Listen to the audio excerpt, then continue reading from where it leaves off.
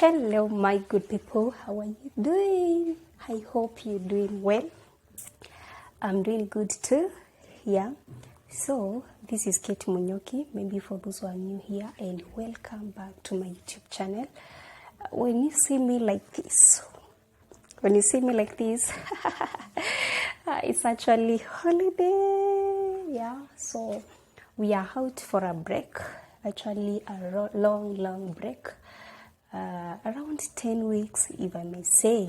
And here I am. Yeah.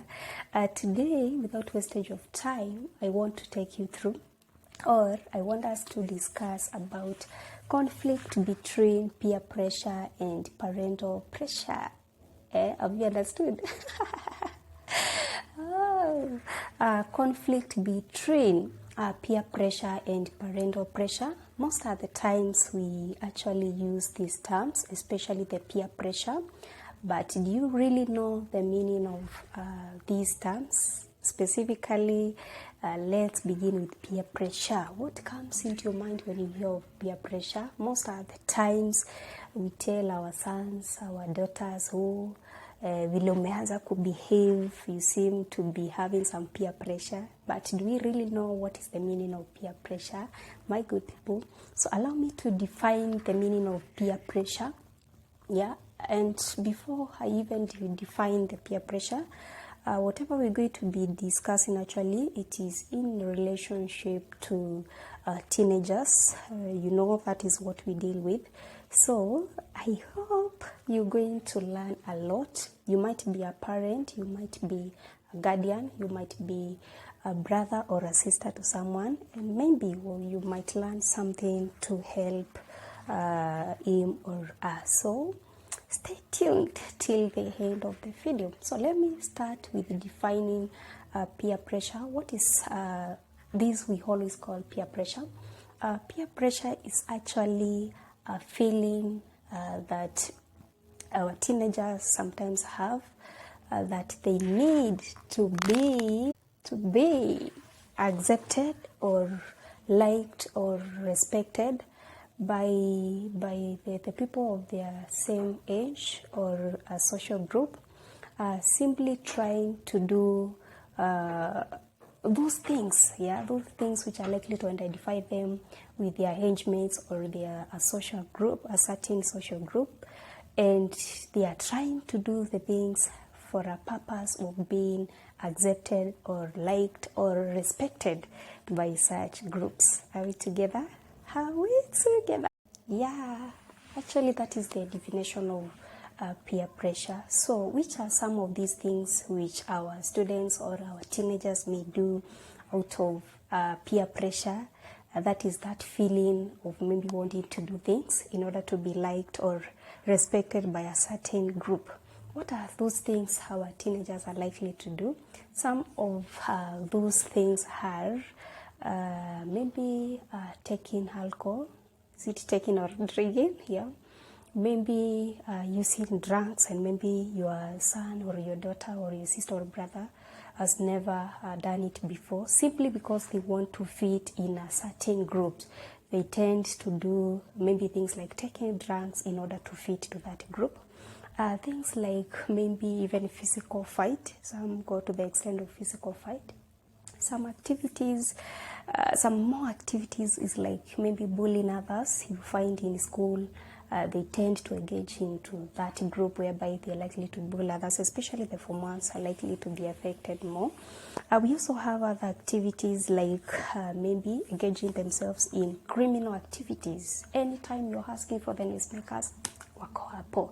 Anytime you asking for, I don't know, who did so and so, they are there. Not that they are really willing to be there, but they are actually doing these criminal activities in order to be accepted or in order to fit in a certain group. That's the other activities includes actually maybe having sex, yeah, maybe out of their age groups or out of their social group. You've realized some of them maybe have been having it, yeah, which is not the right thing for the teenagers.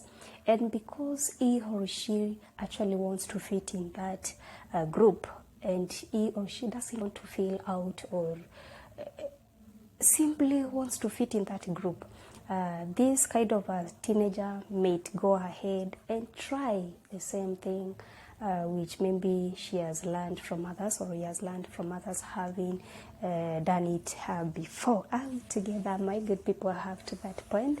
Yeah, and so many other activities which comes as a result of peer pressure. Before I even conclude, we can also have them maybe socializing with a certain group. You find, for example, if it is in schools, they have some groups whereby, they talk towards each other, not towards each other, but to one another. Simply because they are able to understand each other, they are able to do what each and every member requires, and yes, maybe actually to fit in those groups. So I think you getting the point that not that maybe these teenagers may be willing to do these things, but simply as a result of being in a position to fit in their social groups, that is why they are being pushed to do such.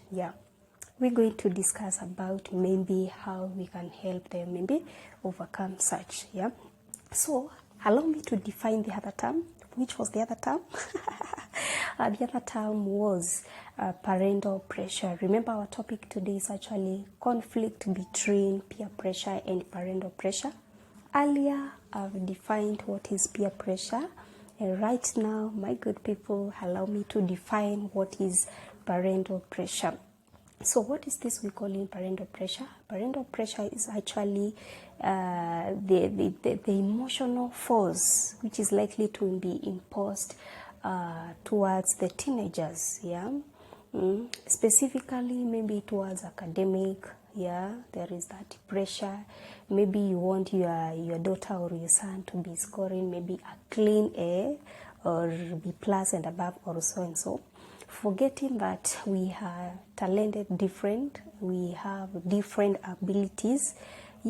So we can have parental pressure, which I'm actually saying is emotional stress, whereby the parents actually impose it upon children, and often is related to academics. It might also be related to culture, or even some social activities. Maybe according to your culture, this is what you're supposed to do, and maybe your son or your daughter or your sister is trying to divert from there, maybe due to westernization also on. So you there imposing all that emotional stress to your daughter or to whichever teenager you are interacting with. So when you talk about parental pressure, it may be either directly or indirect. Nimesema nini? That parental pressure may be direct, or indirect. So allow me to give you examples of direct peer pressure. For example, yelling at your daughter, or what do they call yelling? Shouting at your daughter or your son or your brother. Some other time, even what do you do? Complaining, oh, we did do this, oh, kufanya hile, kufanya hii na hii, every now and then. Are you connecting? That's an example of a direct pressure. Yelling. There are some parents who yell mpaka majirani wanasikia. I don't know whether I'm a victim. Yelling at them. I've said I don't know whether I'm a victim, but most of the times you will hear parents yell at their kids, and then you're like, okay, I know we are having a very difficult generation, and I really don't blame you for that. Because things have actually changed, but that is an example of direct pressure, yelling at your teenagers, maybe complaining every now and then, oh, you've not watched it, oh, haujafanya, oh, there is nothing positive maybe you realize maybe mtoto wako huwa anafanya. That is what I'm trying to say. Or even forcing them. You want to force this teenager that you're supposed to score a clean A. You're supposed to score a beacon. You're supposed to. I've said we are talented differently.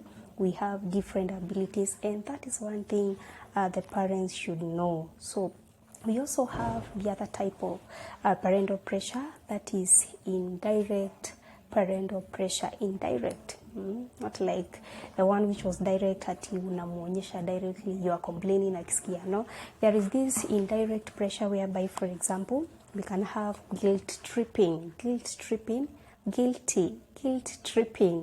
yeah, whereby you want to make that teenager have a feeling of deep regret. You want to make that teenager have a feeling of deep regret. Maybe it's a mistake he or she did so many months ago or sometimes back, but you keep on reminding them, guilt tripping, you keep on reminding them.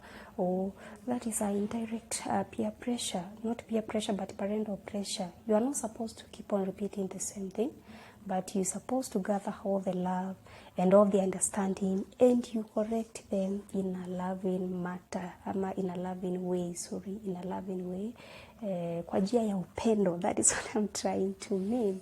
Yeah. The other example of indirect parental pressure, we can talk of reminding them of rigid expectation,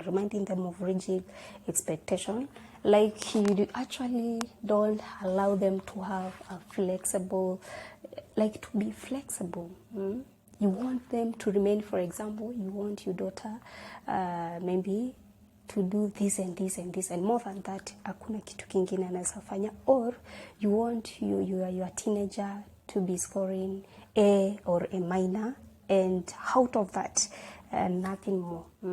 Hiyo ndio unataka. That is. So I hope you've understood what I was actually trying to communicate. So you should allow them to be flexible actually, and if in case of any fall or in case of any misunderstanding, you correct them with a lot of love, and by doing that they will actually be in a position to trust you and be open to you. Now that you people, you've understood our topic today, that is the conflict between peer pressure and parental pressure. So what are we actually supposed to do in order to help our teenagers now that we have realized we have those two conflicts? Before we even talk of remedies, I want to say this, that teenagers, they are actually in that stage whereby they usually desire to be accepted and also belong to a certain group, maybe outside their home. I don't know whether you're getting me.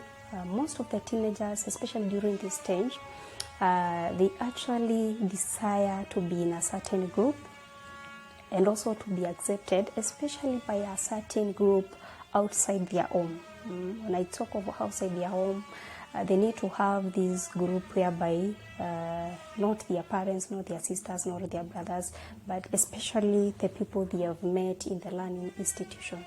So during this stage, actually, we're supposed to really help them in choosing their friends wisely, because remember, a lot of peer pressure comes from the close friends. So we're supposed to help them choose their friends wisely. We're also supposed to help them know what to accept and what not to accept, depending on their values. Am I talking to somebody? I hope so. So we are also being told that, or I also want to say this, that these teenagers actually, they end up being, I don't know, confused or in a dilemma, because simply they want to please their parents.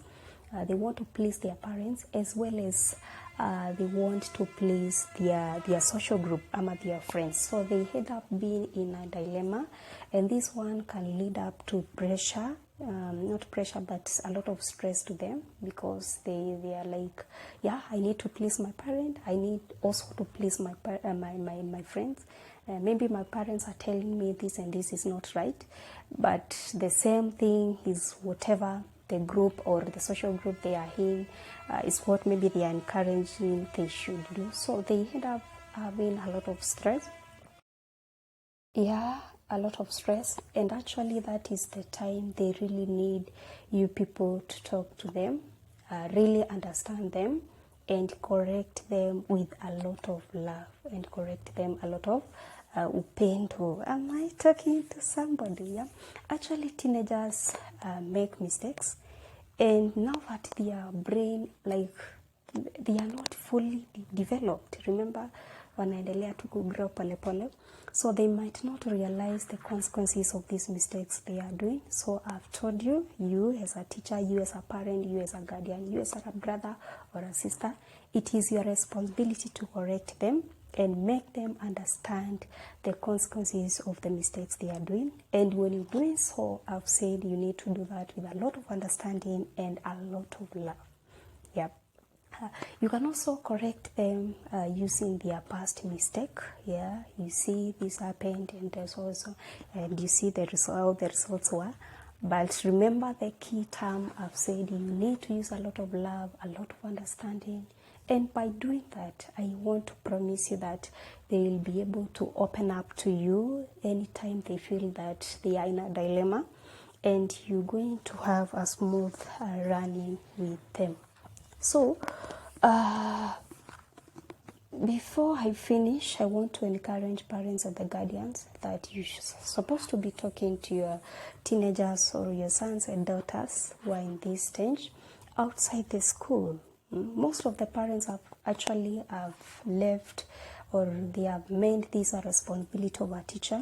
Now that you have your teenagers or your daughters and sons for a period of around 10 months, not 10 months, sorry, 10 weeks, it is your responsibility, you as a parent, you as a guardian, to talk to your children, your child. Yeah. And maybe somebody is wondering, how am I supposed to talk to them? You're supposed to create that rapport, ule uhusiano mwema. You don't wait for that time when you are seated in the table room, the room is silence, and then you are like, so and so on. What happened? I don't know. No, you need to look for a suitable time, for a conducive environment. What am I saying? For example, maybe you are having some house calls within the house, unafanya kazi kwa nyumba, or maybe you are walking.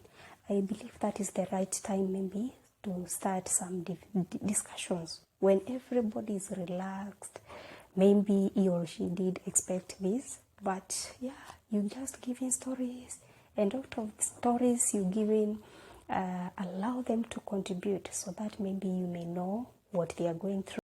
Yeah, to actually know, you may be performing some duties in the house, as I was saying, or maybe walking around, maybe it's over the weekends.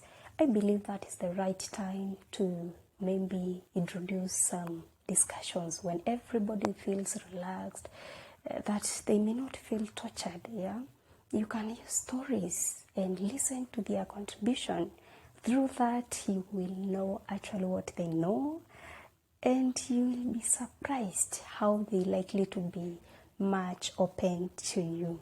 So let's find it easy to talk to our teenagers, especially now that they have gone for the holiday. Do not leave everything for the teacher, because we as teachers, we might not be able to do everything. Find time, create that environment whereby your daughter or your son feels much comfortable to talk to you. And we've said the things to avoid, the direct pressure like yelling and so on and so on. So let's try to create that conducive environment. And I want to promise you that these teenagers will always feel comfortable sharing whatever is bothering them. And also they will actually trust you. So my good people, thank you so much for always being there for me. And at this time, you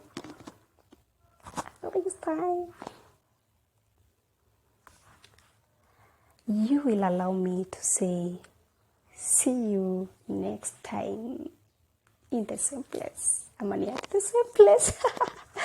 Anyway, bye. Bye-bye.